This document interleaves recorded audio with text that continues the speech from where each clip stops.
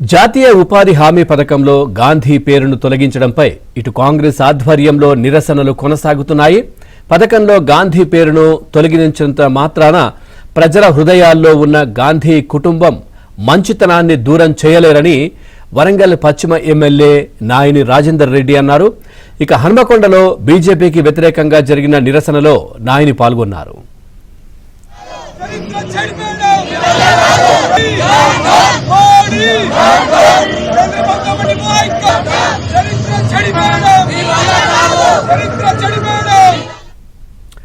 ఇదే విషయానికి సంబంధించి మరింత సమాచారం మా కరెస్పాండెంట్ నవీన్ అందిస్తారు. Naveen, over to you.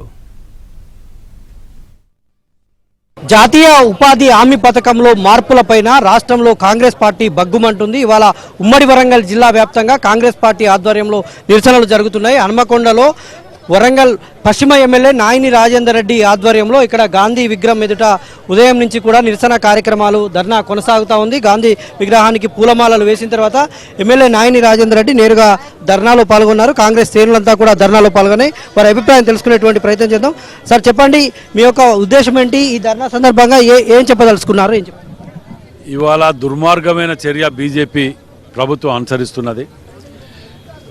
ఇప్పుడు మనం గాంధీ కుటుంబాల పేర్లు తొలగించినంత మాత్రాన వాళ్ళ సెల్ఫ్ సాటిస్ఫాక్షన్ అనుకుంటున్నారేమో, కానీ దేశ ప్రజలు మీకు శిక్ష వేస్తారు. ఎందుకంటే మీరు గాంధీ కంటే గాడ్సే గొప్పోడని మొదటికెళ్ళి మీ నినాదంతో పోతున్నారు. మీరు చిన్ననాటి నుంచి పుస్తకాలు చదివినటువంటి గాంధీని ఈ చిన్న పిల్లగాని అడిగినా చెప్తారు చరిత్ర, వారి కుటుంబ చరిత్ర, త్యాగాలు చేసిన చరిత్ర. మీకేమున్నది చరిత్ర?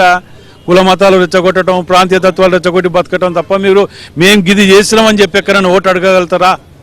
మీకు ఆ దురుద్దేశం ఎందుకు వచ్చింది? గాంధీ గారు పేరు తొలగించడం ఏంది? పథకాలు మీరు సొంతంగా పెట్టుకొని సొంతంగా చెయ్యండి. ఆ పథకం ద్వారా ఇవాళ ఉపాధి హామీ పథకం అంటే ఎంత సామాన్యులకు ఊర్లల్లో మరి రెవెన్యూ జనరేట్ అవుతుంది. కుంటలు, చెరువులు, కాలువలు డెవలప్ చేసుకోగలుగుతున్నాం. వాటి ద్వారా ఇంత అభివృద్ధి చెందుతున్నది ఆర్థికంగా అనే దాన్ని విస్మరించి ఎంతసేపు మీ ఆలోచన మీకే తప్ప ఇది లేకుండా పోతూ ఇవాళ గాంధీ కుటుంబం అంటే కాంగ్రెస్ పార్టీకి ఎసెట్. అది తొలగించాలనే ఆలోచనతోటి, ఆ తొలగియటం వల్లనే వీరికి సగం ఇది అయిపోతారనే ఆలోచనతోటి దుర్మార్గం చర్యలకు ఒడిగడుతున్నారు. మీకు రాష్ట్ర ప్రజల చేతుల శిక్ష తప్పదు, దేశ ప్రజల చేతుల. ఇవాళ గాంధీ పేరును తొలగించడమే కాకుండా చట్టంలో కొన్ని రకాల మార్పులు చేశారు. దానివల్ల పేద ప్రజలకు ఎలాంటి ఇబ్బందులు పడుతున్నారు? మీరేం చెప్పదలుచుకున్నారు?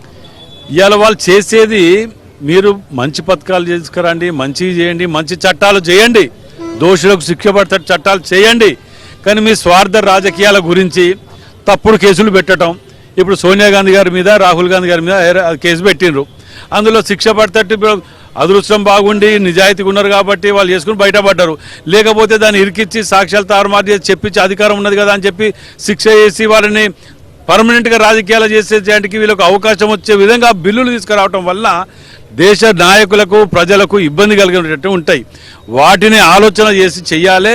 మెజార్టీ ఉంది కదా అని ఏది పడితే చేస్తే ప్రజలు క్షమించరు.